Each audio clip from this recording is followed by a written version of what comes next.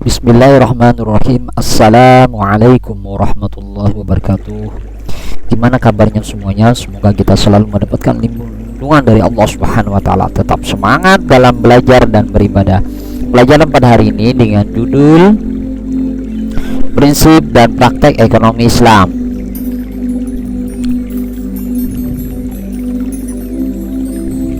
Peta konsep prinsip dan praktek ekonomi Islam, pengertian muamalah, macam-macam muamalah, syirkah dan perbankan, menelaah prinsip dan praktek ekonomi Islam, bermuamalah sesuai aturan Islam. Ini harapan dari materi ini. Kita bermuamalah sesuai dengan aturan Islam. Berikutnya,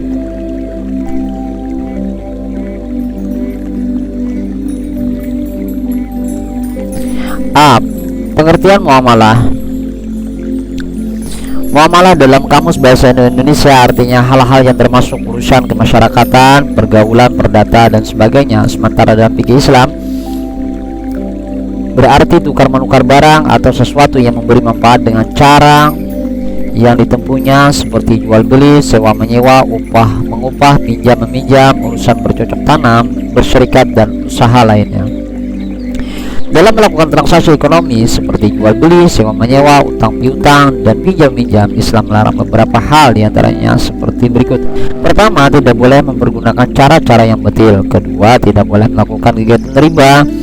Ketiga, tidak boleh dengan cara yang zalim. Keempat, tidak boleh mempermainkan takaran, timbangan, kualitas, dan kehalalan. Kelima, tidak boleh dengan cara spekulasi atau berjudi. Keenam, tidak boleh melakukan transaksi jual beli barang haram. Ini dalam melakukan transaksi ekonomi seperti jual beli, sewa menyewa, utang piutang, dan pinjam meminjam. Islam melarang 6 poin tersebut. Berikutnya,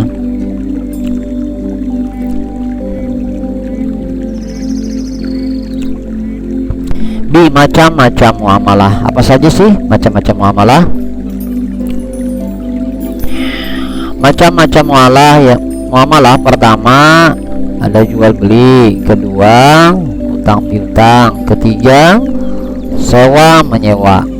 Saya ulang, macam-macam muamalah: jual beli, utang piutang, sewa menyewa.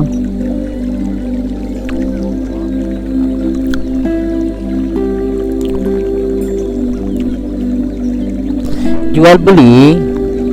A. Syarat-syarat jual beli. Pertama, penjual dan pembeli. Kedua, uang dan barangnya. Ketiga, ijab kabul. B. Khiyar.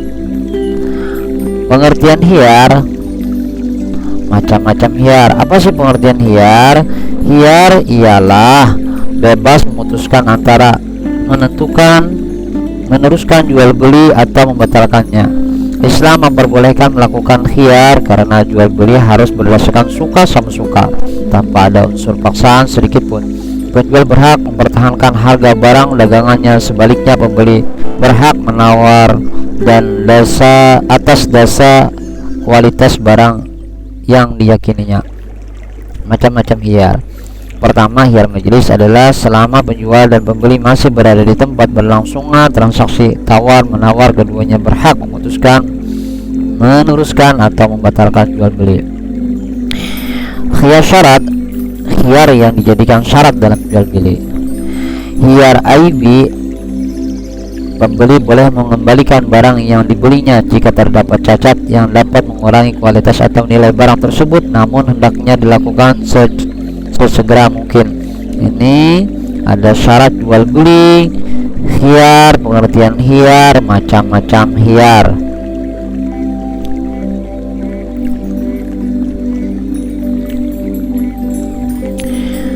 C. Riba. Ada namanya pengertian riba. Terus macam-macam riba. Pertama, pengertian riba. Riba adalah bunga uang atau nilai lebih atas penukaran barang. Hal ini sering terjadi dalam pertukaran bahan makanan, perak, emas, dan pinjam meminjam. Riba apapun bentuknya dalam syariat Islam hukumnya haram, sanksi hukumnya juga berat. Macam-macam riba. Pertama, riba fadli adalah pertukaran barang sejenis yang tidak sama timbangannya. Kedua, riba qarli adalah pinjam meminjam dengan syarat harus memberi kelebihan saat mengembalikannya. Ketiga, riba yadi adalah akad jual beli barang sejenis dan sama timbangannya, namun penjual dan belinya berpisah sebelum melakukan serah terima. Keempat, ada namanya riba nasiyah, adalah akad jual beli dengan menyerahkan barang beberapa waktu kemudian. Ini riba, pengertian riba dan macam-macam riba. Mungkin sudah jelas ya, kita teruskan. Utang piutang, pengertian utang piutang. Apa sih utang piutang? Utang piutang adalah menyerahkan harta atau benda kepada seseorang dengan catatan akan dikembalikan pada waktu kemudian, tentu saja dengan tidak mengubah keadaannya. Adapun rukun utang piutang, pertama yang berpiutang dan yang berutang. Kedua, ada harta atau barang. Ketiga, lafaz kesepakatan. Ini pengertian utang piutang dan rukun utang piutang. Mungkin sudah jelas ya. Kalau sudah jelas, kita teruskan. Sewa menyewa, pengertian sewa menyewa. Apa sih sewa menyewa? Dalam fikih Islam disebut ijarah, artinya imbalan yang harus diterima oleh seseorang atau jasa yang diberikannya.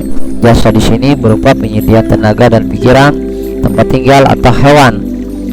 Adapun rukun sewa menyewa, pertama, yang menyewakan dan menyewa haruslah telah berbalik dan berakal sehat. Kedua, sewa menyewa dilangsungkan atas kemauan masing-masing, bukan karena paksaan. Ketiga, barang tersebut menjadi hak sepenuhnya orang yang menyewakan atau walinya. Keempat, ditentukan barangnya serta keadaan dan sifat-sifatnya. Kelima, manfaat yang akan diambil dari barang tersebut harus diketahui secara jelas oleh kedua belah pihak. Keenam, berapa lama memanfaatkan barang tersebut harus disebutkan dengan jelas.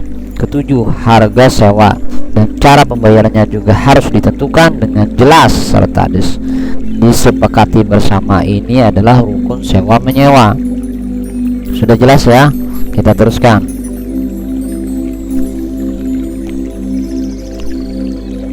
Syirkah, rukun syirkah, dua belah pihak yang berakad. Syarat orang yang melakukan akad adalah harus memiliki kecakapan melakukan tasawuf, pengelolaan harta. Objek akad yang disebut juga maqul alahi, mencakup pekerjaan atau modal. Adapun syarat pekerjaan atau benda yang dikelola dalam syirkah harus halal dan diperbolehkan dalam agama, dan pengelolaannya dapat diwakilkan. Akad atau yang disebut juga dengan singat. Adapun syarat sah akad harus berupa tasarruf, yaitu adanya aktivitas pengelolaan. Ini rukun syirkah. Kemudian macam-macam syirkah. Ada syirkah itnan, ada syirkah abdan, ada syirkah wujuh, ada syirkah mutawadah, mudarabah, musaqah, mujara'ah, dan mukhabarah.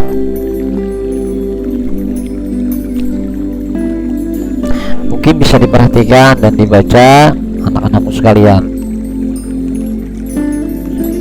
Ini macam-macam syirkah.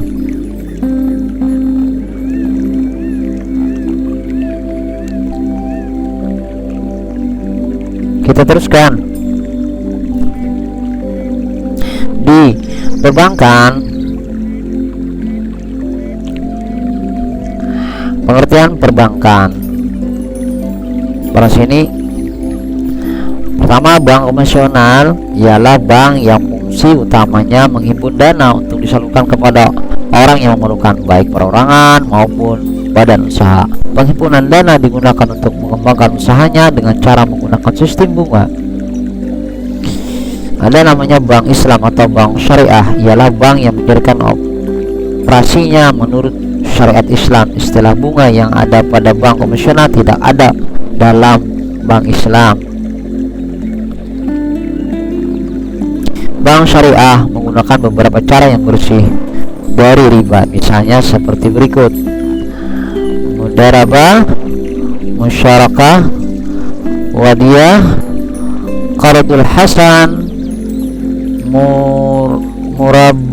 murabahah. Alhamdulillah.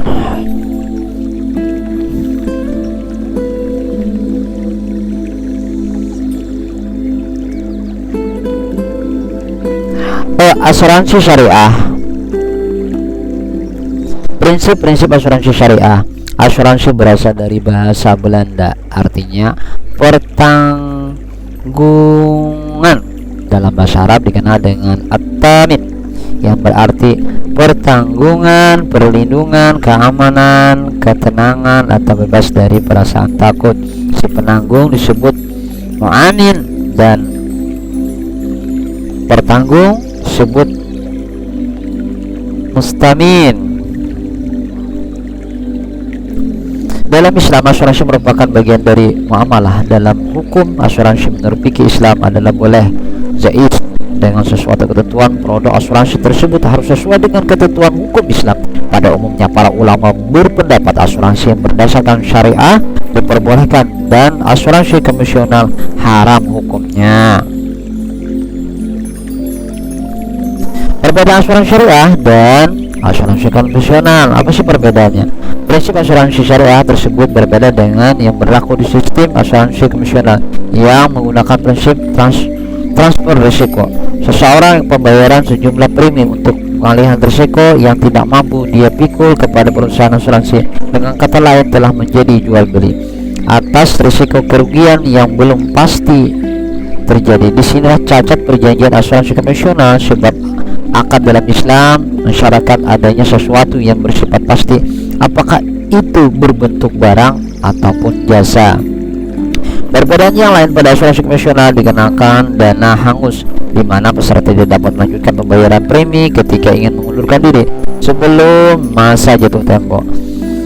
Dalam konsep asuransi syariah, mekanisme tidak mengenal dana hangus peserta yang baru masuk sekalipun, meskipun karena satu dan lain hal ingin mengundurkan diri. Dana atau premi yang sebelumnya sudah dibayarkan dapat diambil kembali. Apabila sebagian kecil dana atau preminya sudah diniatkan untuk dana tabaruk sumbangan, maka tidak dapat diambil lagi. Setidaknya ada manfaat yang bisa diambil kaum muslimin dengan terlibat dalam asuransi syariah. Manfaat yang diambil diantaranya bisa menjadi alternatif perlindungan yang sesuai dengan hukum Islam. Produk ini juga bisa menjadi pilihan bagi pemeluk agama lain yang memandang konsep syariah lebih adil. Syariah merupakan sebuah prinsip yang bersifat universal sehingga semua pemeluk agama dapat menggunakannya.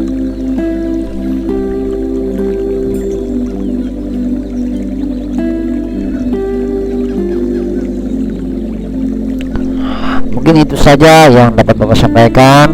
Mudah-mudahan ada manfaatnya. Bapak akhiri dengan mengucapkan alhamdulillahirabbil alamin. Assalamualaikum warahmatullahi wabarakatuh.